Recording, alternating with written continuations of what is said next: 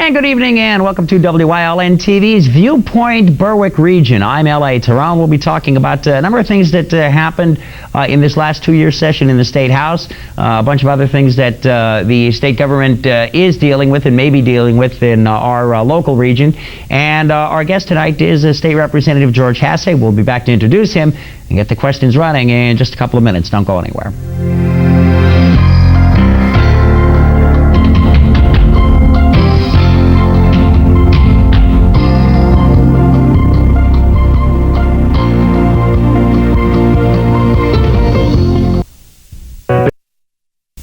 Good evening and welcome back to WYLN TV's Viewpoint Berwick region. Our guest tonight is in his 15th term as the representative from the 117th Legislative District, second in seniority to House Speaker Matt Ryan, and I guess one of the longest-serving state representatives in history. Our guest tonight is George Hasay. Mr. Hasay, great to have you with me. Nice to be here today, L.A. A couple of weeks ago on radio, I ran sound bites from the two legislative leaders. John Purcell of the Republicans, who called this last two-year session a smashing success, one of the most productive in history. Bill DeWeese, the Democrat leader, called it a massive, utter failure that nothing of value was accomplished. What's your assessment of the last 2 years in Harrisburg? I think it's one of the greatest sessions that we've had. We were able to lower a number of business taxes and also personal taxes, such as the inheritance tax. We were able to lower that from 6% to 4.5%, and if the child was under 21, there'd be no inheritance tax paid. We eliminated the widow's tax.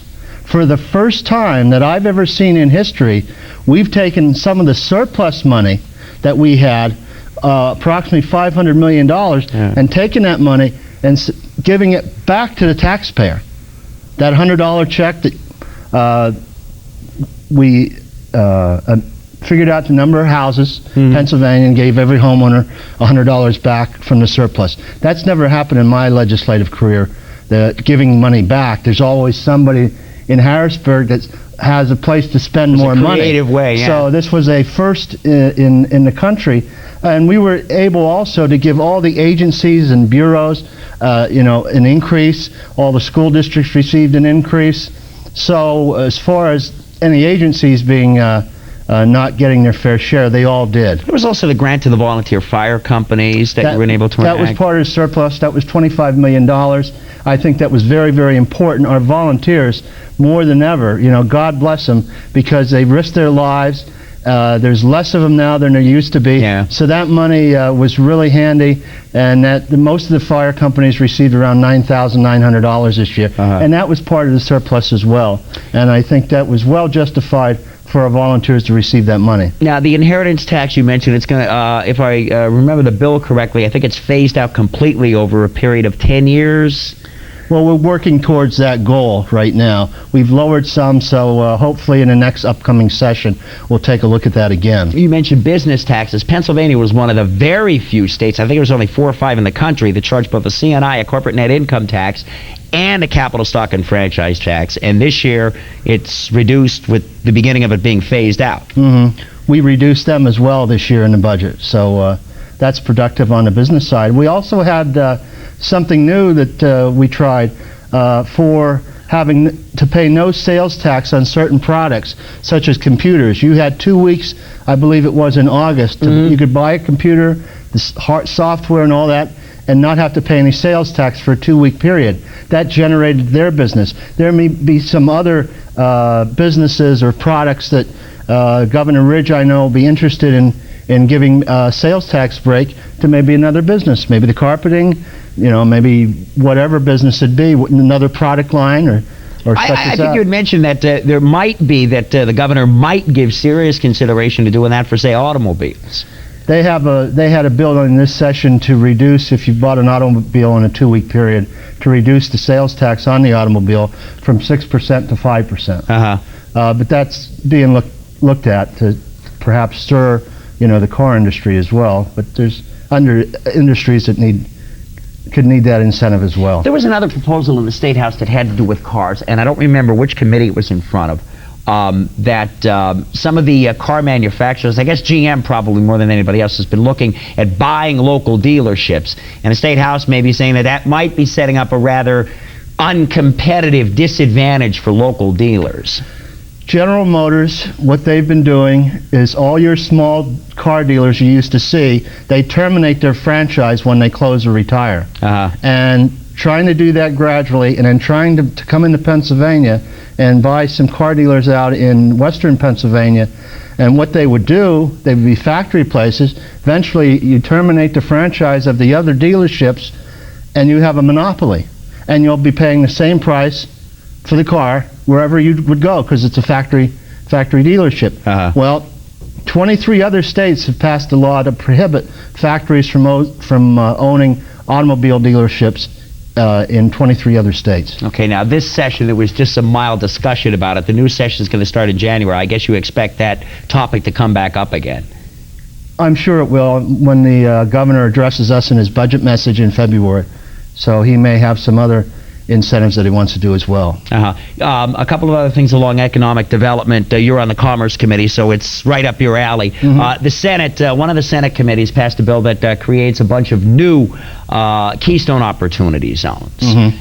So it'll have to come back again, but obviously it went through a committee once. It'll go through the Senate again. You'll have to deal with it in the House. Yes, the KOZ is the Keystone Opportunity Zones, which, to be more competitive, to get other manufacturers and other businesses into Pennsylvania, we have to have an incentive, and that incentive gives them tax-free zones for 12 years. Now, you know, you pay the income tax and things like that, right, but on their building and their property, and it's brought in other industries into Pennsylvania in the KOZs. There's only one other state in the nation that has that, and that's Michigan. So we have to be competitive economically to bring industries into our area, and that's one area. I know I had worked with the Wilkes-Barre and Hazelton Chamber of Commerce in some areas, with Can Do, and I worked with Steve Baruch at Wilkes-Barre, and we were, some of those industries that we have gotten in didn't believe at first that the KOZ was tax-free for 12 years. They just didn't believe it. So we're now bringing in industries in where they may have went to New Jersey or Tennessee or New York. Now we have that competitive edge, and it's important. And the last bill we passed before we adjourned was the bill that would allow KOZs for the insurance industry and the banking industry to come in and maybe have some, set up some white-collar jobs, such as at Can Do, which is outside of the city, or Crestwood Industrial Park. So, is it too big of an advantage, though? Does it come out to be corporate welfare? Are you worried about businesses that may move in and take 11 years and quickly close up and move just to avoid paying the taxes? Well, we need jobs. We need good-paying jobs. We need good-paying family jobs. That's one incentive to bring them. After that 12-year period is over, I don't know what the administration will do. You know, I don't know who the governor would be at that time, but they've been working pretty well so far. I don't call it corporate welfare because they pay taxes back into the community, and they provide jobs. So we have to be competitive in Pennsylvania. Our guest tonight is State Representative George Hasay. Our telephone number will be up on the bottom of the screen in a moment or two. It's the 800 number, and we'll be right back. This is Viewpoint Berwick Region on WYLN TV.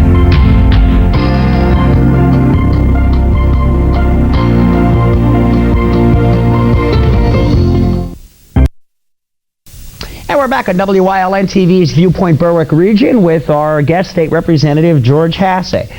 George, this last couple of days, two local newspapers, the Press Enterprise and the Standard Speaker, ran big stories about a supposed reapportionment plan that would eliminate, apparently, the 6th Congressional District once again. It's targeted again, and combine the 6th and the 11th into one district. First of all, the state legislature is in charge of redistricting. Correct. If you want to explain that a little bit. We do reapportionment every 10 years once the census is taken. And so we also do the congressional districts. Right now, with the census, Pennsylvania is going to lose 2 congressional seats, one in probably Philadelphia and one in Pittsburgh, because of the decline in population. So some of the other seats, such as the 11th Congressional District, may have to get larger. We don't know yet. It's too early to tell whether one congressman will be running against the other congressman. So it's kind of too early to tell. I remember 10 years ago when it was started, though, particularly the Pottsville newspaper, it was every other day they had another wild reapportionment plan that, somebody would leak something out, because obviously there's lots of discussions, hey, maybe we can trade you this township for that township, and they were turned into big stories. And in fact, none of them actually happened. One eliminated the 6th, I think, at Sharp Mountain and put the bottom half of it in the 17th congressional district and everything above it in the 11th. So that plan, though, you think that's rather unlikely to happen? It's too early to tell right now, L.A. But what I want to see is, I don't want to see House District gerrymandered where you have a little tail here and a little hook here. And I think they should be all complete. I don't think any municipality or township or borough should be split where you only have 2 wards here and the rest of the borough goes with another legislator. I think they should be all complete. We tried to do that last time, and we'll try and do it again. I remember, again, 10 years ago, there was one plan that had, I think it was Broad Street in Tamaqua. The borough was split right in half. One side of the street was in one. Obviously, it didn't happen. So there are all kinds of crazy stories that come out of here. So and that's gerrymandering. You're also going to have to do the State House and Senate seats over. Do you look for major changes in our part of the state, like in your district, or Gordner's, or Eaches's, or your D-Chalks, or anybody's? I'm not sure. I know the Wilkes-Barre City House District may have to pick up population and may have to come towards my district, because mine has the population growth. I have the developments in the mountaintop area and the back mountain area where you have people moving from the city into the suburbs. So we'll have to look. We'll just have to look at that. I know.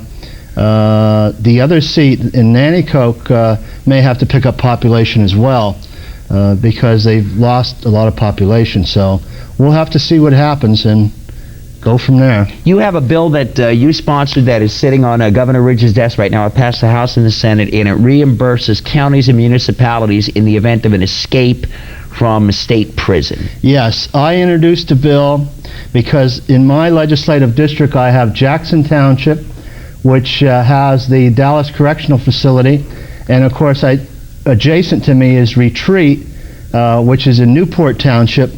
And when you had those 2 escapes last August, I had local townships such as Lake Lehman and Dallas Borough and Jackson, who all had to put their police on overtime. The people, there was a great fear out there because there was 2 escapees, and the local police departments helped out.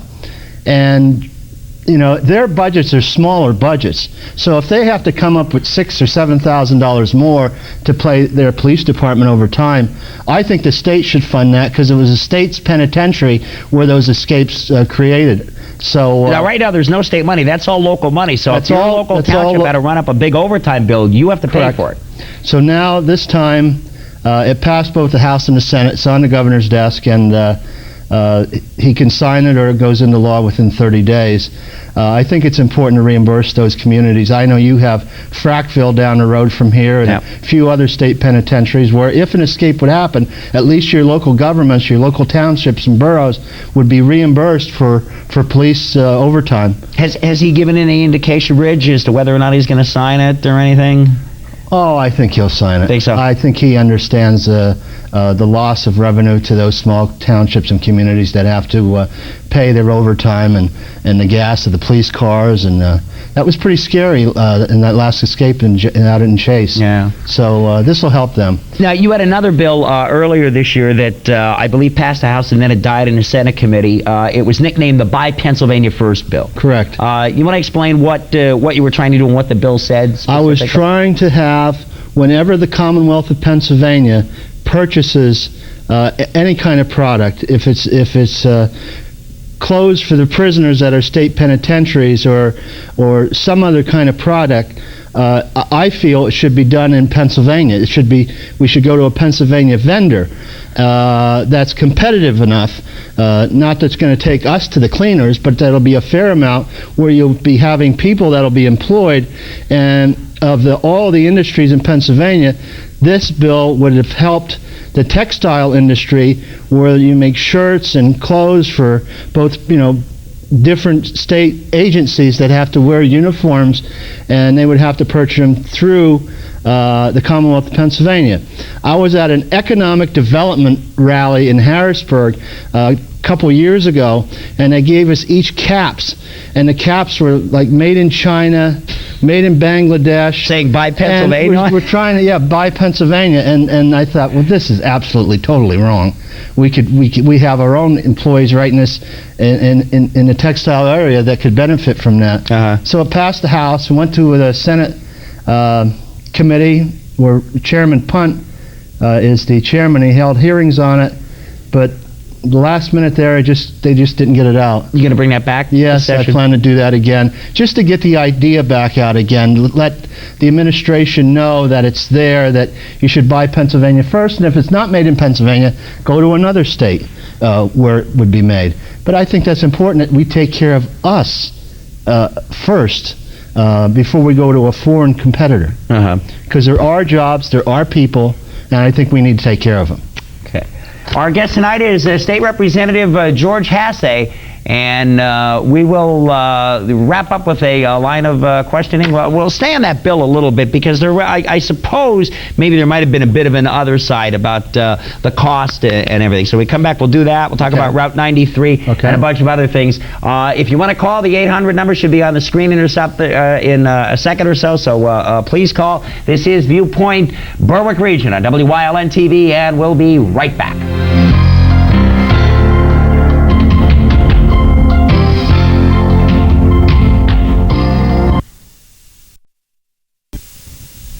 And we're back on WYLN TV's Viewpoint Berwick Region with our guest, State Representative George Hasay. George, just as we were going to the break, staying on your Buy Pennsylvania First bill, when I was covering the Hazelton area school district for radio, a different radio station about 7 or 8 years ago, there was a proposal to do that as well. Said, let's use contractors who are located in our district. The opposition said, well, now wait a minute. As public officials, you're supposed to get us the best price regardless of where the product may come from. To use that in your Buy Pennsylvania First bill, if we get a better price for the cap that you mentioned from somebody in Delaware rather than somebody in Pennsylvania, why should we buy the Pennsylvania hat first? Well, first of all, the bid has to be competitive, and it has to be close. And I think it's important that we look at our own employees in the Commonwealth of Pennsylvania first, and then if we need to go out of state, we can go out of state, or if we need to go out of the country, you could do that as well. But I think we need to look, especially in the textile business, it's very important for the textile industry. It would really be a boost for them. So when you say competitive, though, I mean, if it was 15 cents a shirt from a Pennsylvania company versus, say, 12 cents from an out-of-state firm, that would kick in. But if it were some wild difference, like $1 from a Pennsylvania firm versus 11 cents from a New York firm or something, then the bill wouldn't... No. Okay. The language of the bill has it in that it'd be competitive before they could do that.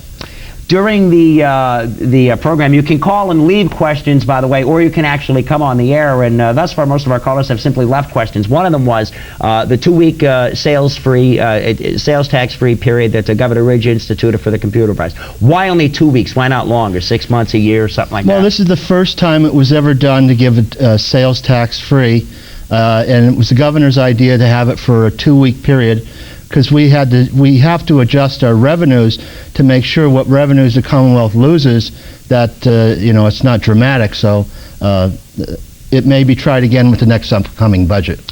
What area, what product, I don't know yet. Let's change gears completely and talk about a pet peeve of yours and one of mine as well, Route 93. Route 93. Now, recently, a few months ago, certainly not to make light of it, there was a head-on accident that killed a man from Wilkes-Barre, and you were quoted, and I'm paraphrasing, but it was words to the effect of, and I know you've said this before, there should at least be passing lanes up and down the Nescapec Mountain, if not 4 lanes all the way through. I agree. I had testified in front of the Pennsylvania Highway Commission about 6 years ago saying this area of Route 93 needs passing lanes on both sides. It's a big danger. There's cars that take chances and pass and cause accidents. There were some people there that weren't in favor of that testified as well. However, that time has passed, and I testified in front of the Highway Commission again last summer. And I'm sending those articles from the Press Enterprise with those crowd. I sent to Chuck Matei up in Dunmore, who's the superintendent for PennDOT, let him know that it's a real danger out there. And I know I'm going to be working with Representative Ekus and Representative Gordner on that project. Now I'll have their help, and if I can get some of the print media to endorse passing lanes in that area. I know the Hazelton Standard has. If we can get some of the other newsprint area to endorse that, that would give us as legislators help to get those passing lanes. One of the things, there was a federal report that got spiked. I wrote a column about it in the Standard Speaker because it didn't get much attention. It was a report done by NHTSA, the National Highway Traffic Safety Administration, that proved that 86% of accidents on the nation's highway happen on highways just like Route 93. 2 lanes with congested traffic and a low speed limit. And when you got a bunch of cars behind a truck going slow, or even when the truck is in there, you're all bumper to bumper, slow and congested like that, that's far more dangerous than having a passing lane where traffic would move more efficiently. Oh, absolutely, without a doubt. I travel right now 93 to Harrisburg, so usually about twice a week. So I know what it's like to be behind one of those snail-pace crawling trucks, and you have a whole line of cars behind you, and sometimes it takes forever for them to creep up over the top. So I think it's important. I'll be working on it in the upcoming session, and like I said before, working with Representative Ekus and Representative Gordner. Yeah, 2 weeks ago, John Gordner was on this show, and we brought up Route 93. He said, I support George completely. It's a great idea to do that. And he said maybe the 3 of you could get it on a 12-year plan, because that's how PennDOT operates. We're going to work to do that. It's important. So it's really needed there. Yeah. With the industrial base of Berwick that's increasing, that causes more truck traffic. They have to get on Interstate 80 or 81, so that's why there's a lot of that there. I was involved in the Berwick Industrial Authority, just got a grant of almost $1 million to do from infrastructure to bring some other industries into this Berwick area. Yeah. And, they use that Route 93, which I've tried to point out to PennDOT for several years now. Maybe I'll get their attention this time. Because that really is the major road into Berwick, and I think that Berwick probably is hurt more by a 2-lane 93 than Hazelton is. Mm-hmm. Absolutely. Well, we have about 40 seconds left. Let me ask you quickly, we just saw the voting catastrophe we had in Florida. There's been a proposal, and it'll come back again, I'm sure, in the next 2-year session, internet voting from a polling place in Pennsylvania. What do you think? I think they'll have some type of, like an ATM machine voting. Yeah. They have those in different counties now in Pennsylvania. I know Dauphin County has it, and some other counties have ATM voting, where it tells you that who you voted for when you finished. It's important. The machines we have in this county, I think they were built before the Great Depression. Yeah, and with that mess in Florida, there should be no reason in this new millennium to have that kind of voting standards in the United States. We're going to have to wrap it there. George Hasay, Representative 117th District, thank you very much for coming on tonight. Thank you for being a guest. In 2 weeks, it's me, Don Pachence, and Doug Farley will wrap up the year. As we tell you on radio all the time, you can do it, it ain't bragging. Good night, all.